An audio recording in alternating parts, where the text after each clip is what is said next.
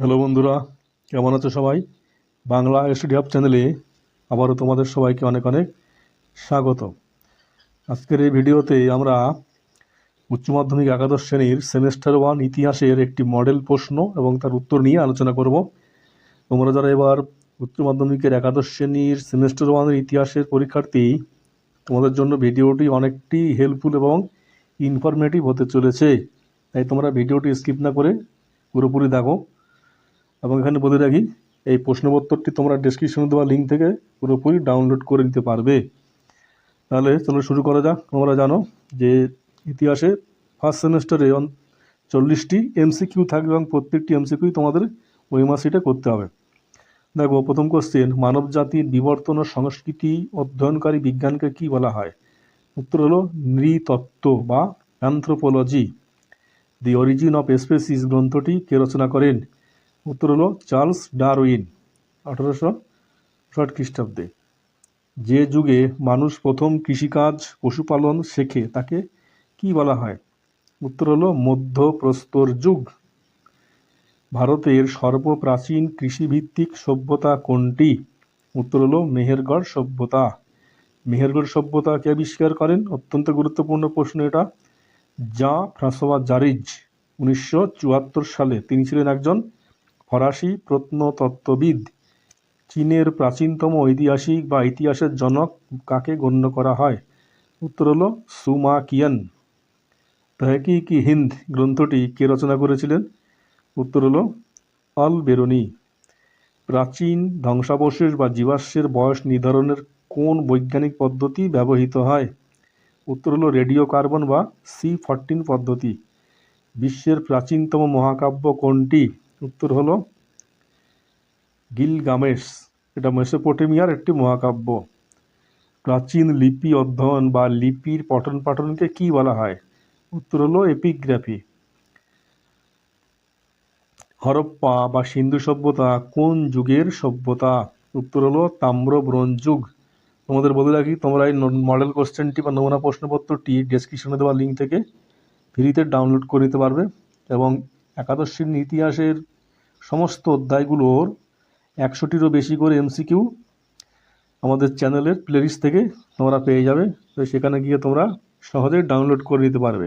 এটি তোমাদের পরীক্ষার প্রস্তুতির জন্য অত্যন্ত গুরুত্বপূর্ণ এবং অত্যন্ত উপযোগী।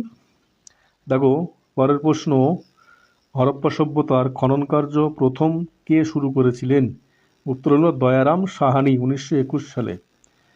সিন্ধু সভ্যতা কোন কেন্দ্রে একটি বিশাল পোতাশ্রয় বা সমুদ্র বন্দর আবিষ্কৃত হয়েছে? উত্তর হলো লোথালে। মহেঞ্জোদারো কথাটির আক্ষরিক অর্থ কী?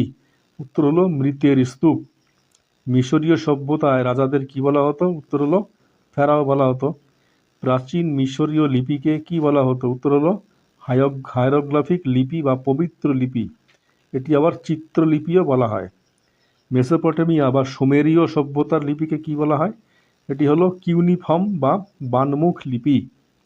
মেসোপটেমিয়া শব্দটির অর্থ কি? উত্তর হলো দুই নদীর মধ্যবর্তী দেশ। যেমন টাইগ্রিস ও ইউফ্রেটিস নদীর মধ্যবর্তী অঞ্চলেই এই মেসোপটেমিয়া সভ্যতা গড়ে উঠেছিল, যার বর্তমান নাম হচ্ছে ইরাক।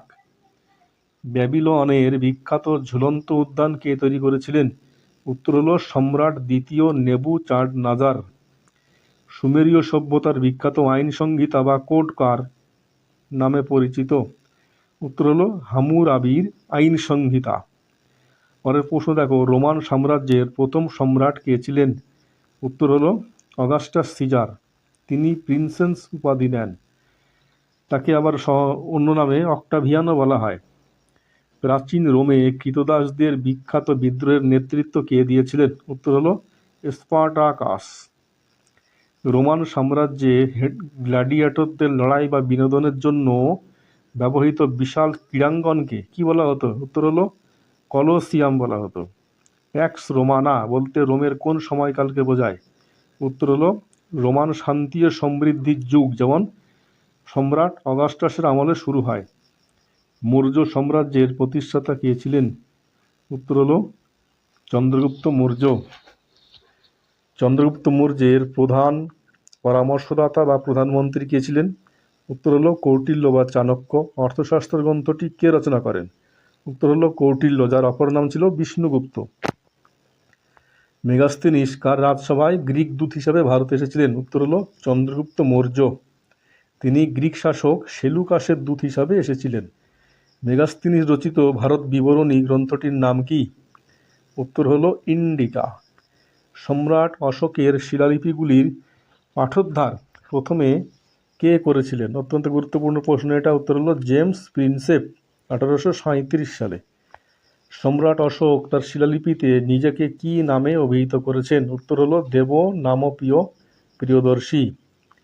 কলিঙ্গ যুদ্ধ কত সালে হয়েছিল, যা অশোকের জীবন সম্পূর্ণ বদলে দেয়? উত্তর হলো 261 খ্রিস্টপূর্বাব্দে। কলিঙ্গ যুদ্ধের পর সম্রাট অশোক কার কাছে বৌদ্ধ ধর্মে দীক্ষিত হন? উত্তর হলো উপগুপ্তের কাছে। সম্রাট অশোকের প্রচারিত নৈতিক ও সামাজিক নীতিকে কি বলা হয়? উত্তর হলো অশোকের ধর্ম বা ধর্ম।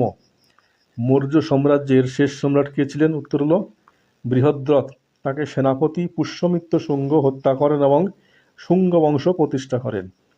রোমান সিনেট বা উচ্চকক্ষে মূলত কোন শ্রেণীর আধিপত্য ছিল? উত্তর হলো প্যাট্রিসিয়ান বা অভিজাত শ্রেণী। মৌর্য যুগে সাম্রাজ্যের প্রদেশ বা রাজ্যগুলির শাসনভার সাধারণত কাদের দেওয়া হতো? উত্তর হলো রাজপুত্র বা কুমারদের। মৌর্য শাসন ব্যবস্থার কেন্দ্রীয় রাজস্ব বা কর আদায়কারীর প্রধান কর্মচারীকে কি বলা হতো? উত্তর হলো সমাহর্তা। রোমান সাম্রাজ্যের জল সরবরাহের জন্য নির্মিত বিশেষ সেতু বা নালাকে কি বলা হতো? উত্তর হলো অ্যাকুয়াডাক্ট। প্রাচীন রোমের আইন সংহিতা বা আইন কোড কে সংকলন করেন? উত্তর হলো সম্রাট জাস্টিনিয়ান। তাহলে এই ছিল আজকের ক্লাস। বন্ধুরা, ভিডিওটি অবশ্যই তোমাদের বন্ধুর সাথে শেয়ার করো এবং লাইক ও কমেন্ট করো, এবং এরকম ভিডিও পাওয়ার জন্য অবশ্যই চ্যানেলটি সাবস্ক্রাইব করে রাখো।